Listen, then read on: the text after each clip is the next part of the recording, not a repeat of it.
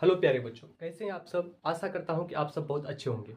आज हम आप सभी को बताएंगे न्यूटन के गति का प्रथम नियम।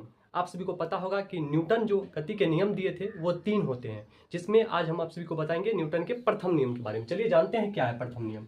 तो न्यूटन गति का जो प्रथम नियम है ये है, यदि कोई वस्तु विराम की अवस्था में है, यदि कोई वस्तु विराम की अवस्था में रहता है तो वह विराम में ही रहना चाहता है, और यदि कोई वस्तु गति की अवस्था में रहता है तो वह में ही रहना चाहता है जब तक कि उस पर कोई बाहरी बल कार्य ना करे। इससे अर्थ ये हुआ कि अगर मान लीजिए हम इस मार्कर को कहीं रख देते हैं टेबल पे तो यह स्थिर ही रहना चाहेगा। अगर इस पे हम धक्का लगाएंगे, ये अगर जा रहा है, लुढ़क रहा है तो लुढ़कते ही रहना चाहेगा जब तक कि इस पर कोई बाहरी बल ना लगाया जाए। जैसा कि आप सभी को पता ही है कि बल क्या होता है।